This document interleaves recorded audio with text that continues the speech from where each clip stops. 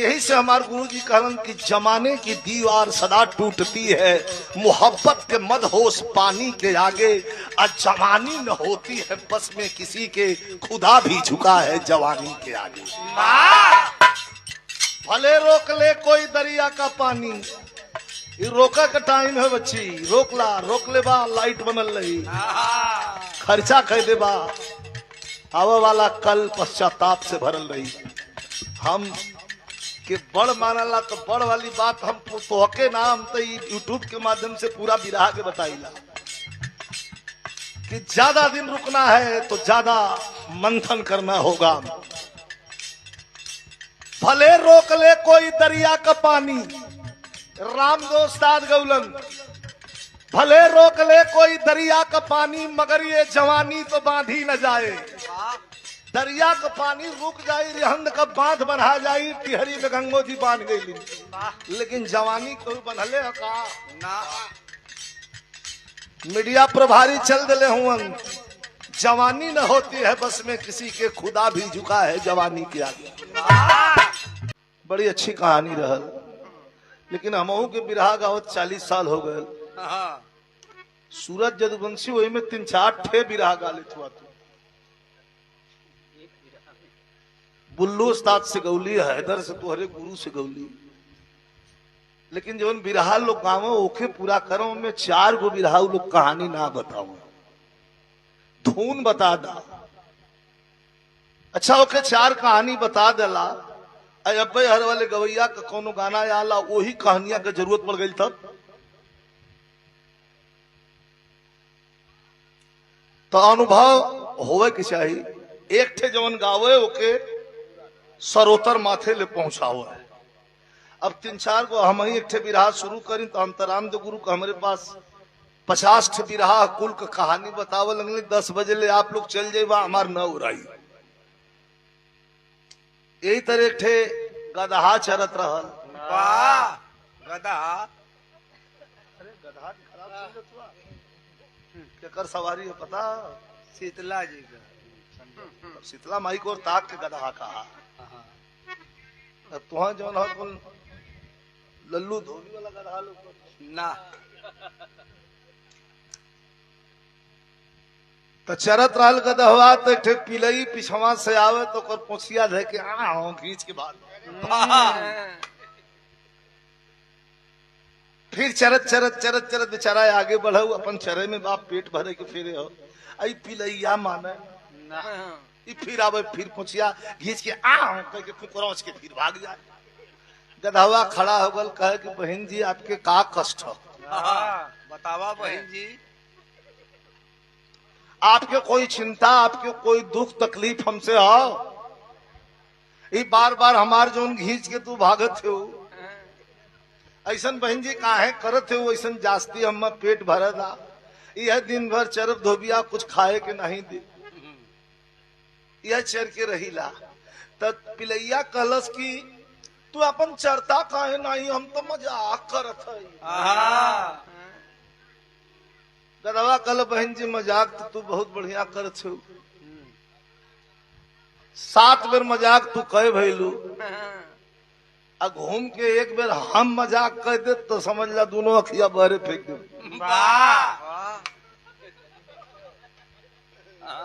हमारो मन अगर मजाक का कह दल, अपन आ के मिजाज अगर मजाक हम कह दे लगी दोनों आग ढगराए। कैसो कैसो मानल। वाह, बड़ा आनंदमय महफिल है, तनी से हल्का सा कुछ बजाला। एक बिरहा देखा, द्रौपदी कारण बतौले रहल। महात्मा जी देखा, महात्मा लोगों से बड़ा देश परेशान है। कुछ महात्मा लोगन हुवन जो दर्शन दिखा के जीव के तारन तार करत हुवन, आ कुछ महात्मा लोगन हुवन खाली घूम घूम के बलात्कार करत हुवन। तो हाथ जोड़त है महात्मा जी, बैठल जा, आपके समझे में कुछ टाइम लगी, आपके ना बताओ थी। अब अंदर तक घुसे के पड़ी होके समझे बदी कि आध्यात्मिक बात है कि दूसर बात है। आप ठीक हुआ तनी मौज पानी में रहे शरीर, कुछ नई चीज बजा दा, एक आध लाइन आप लोग दिखा।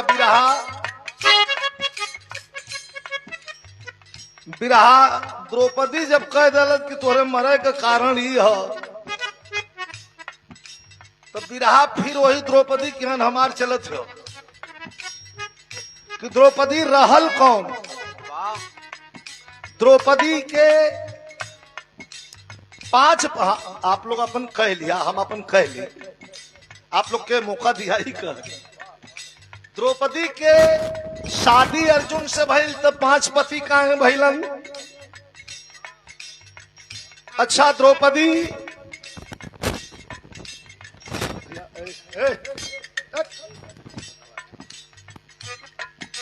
जब अर्जुन से बियाह भल तो 5 पति काहे भइलन। काहे?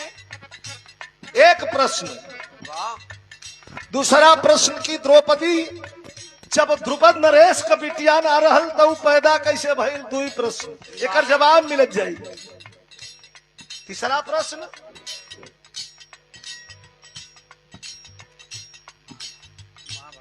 महाभारत के लड़ाई के मैदान में लाश पर लाश गिरत रहल, सबेर भइले लड़वैया जहां तो एको लाश वहां नहीं लौके। तीसरा प्रश्न, न जलावल जात रहल, न दफनावल जात रहल, न उठावल जात रहल। तीसरा प्रश्न, और चौथा प्रश्न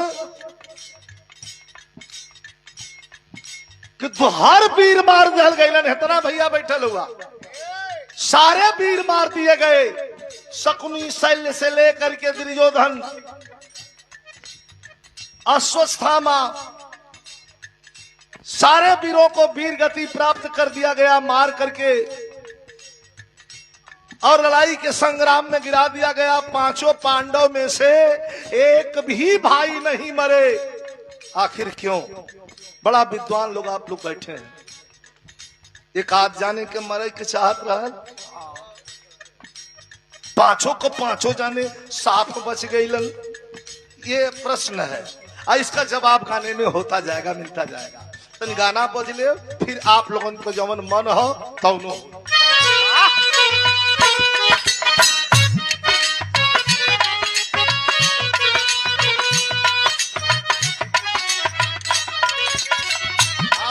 और मिजाज बेटा, और सूरज और मिजाज।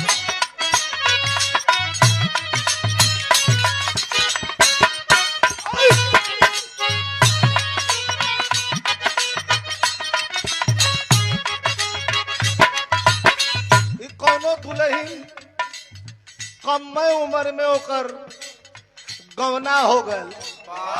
अब कहाँ गौना होत बा, पहले गौना होत। हाँ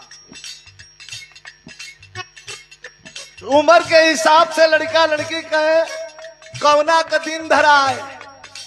3 साल, 5 साल, 7 साल, 9 साल, 11 साल, और दुल्हा कमाए चल जाए तो पगड़ी जाए। पगड़ी कोई पगड़िए पर दुल्हन आ जाए। कितना तेजी से बदलल हो। आयो हमारे पार्टी में एक जाने हुवन, हम नाम न बताई, सबके इज्जत का सवाल हो।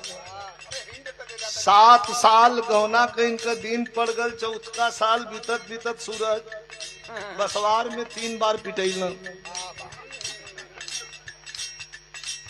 बसौरिया में जाके कोनो बोली बोलना कू, इनके ससुररिया में पिलई 2-3 ठे रहे, एक आध बेर तो झोर दिली। एक बार चोर चोर कह के मरे। लेकिन यही से हमारे गुरु जी कहलन कि जमाने की दीवार सदा टूटती है, मोहब्बत के मदहोश पानी के आगे, अजवानी न होती है बस में किसी के, खुदा भी झुका है जवानी के आगे। भले रोक ले कोई दरिया का पानी, ये रोका का टाइम है बच्ची, रोक ला, रोक ले बा, लाइट बनल रही, खर्चा कह दे बा, आवा वाला कल पश्चाताप से भरल रही। हम के बड़ मानला तो बड़ वाली बात हम तोहके नाम तो यूट्यूब के माध्यम से पूरा बिरहा के बताइला कि ज्यादा दिन रुकना है तो ज्यादा मंथन करना होगा। भले रोक ले कोई दरिया का पानी, राम दोस्ताद गौलन, भले रोक ले कोई दरिया का पानी, मगर ये जवानी तो बांधी न जाए। वाह दरिया का पानी रुक जाई, रिहंद का बांध बना जाई, टिहरी में गंगो जी बांध गई, वाह लेकिन जवानी कोई बनले है का। ना मीडिया प्रभारी चल दिले हुआ, जवानी न होती है बस में किसी के, खुदा भी झुका है जवानी के आगे। कांच उम्र का लड़की अब बड़ा हट्ठा हर्रा मुर्रा से दिया होकर होगा भाई, हाथ जोड़ के कहत बा हम बानी लइका या रहुए सयान जी। दुल्हनिया कहे हम बानी लइका या रहुए सयान जी, हमरा के होके देना तोनी को जवान जी।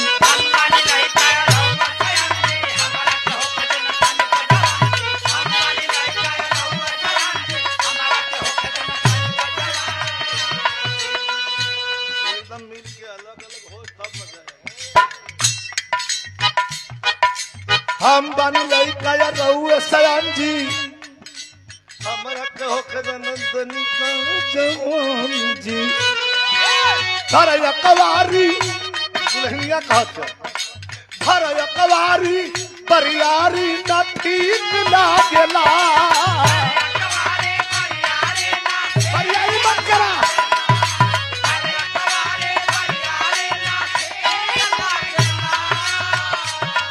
अरे धरया कवारी बरियारी न ठीक लागेला। से जारिया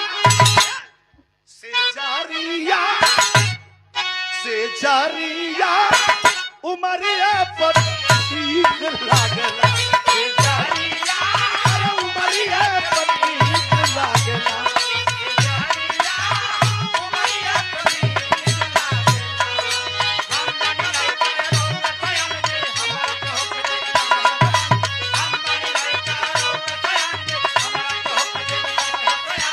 अरे कवारी बरियारी न ठीक लागला।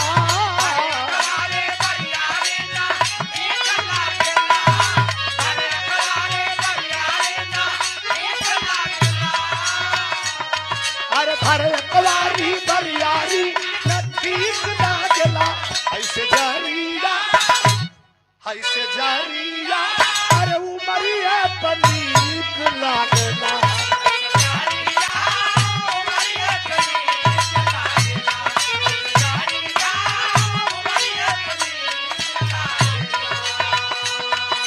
कमर को चूर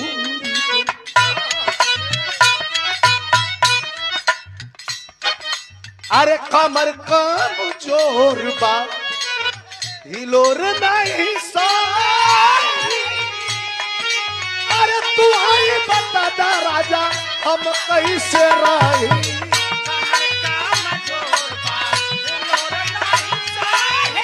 तू आई बता दा राजा हम कैसे रही।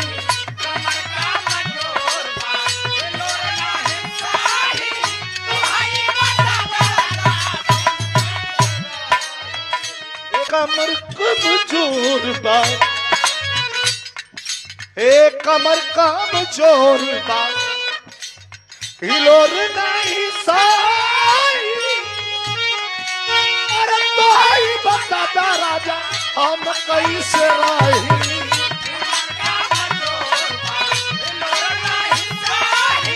तो आई बता दा राजा हम कैसे रही।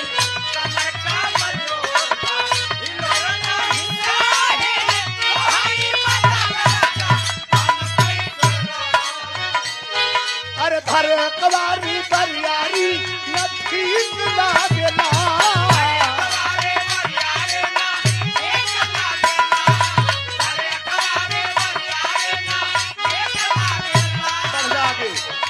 अरे धरे कवारी बरियारी न ठीक लागला। ऐसे जारी जा चौगुन पर कि ऐसे जारी जा। अरे उमरिया पनीक लागला।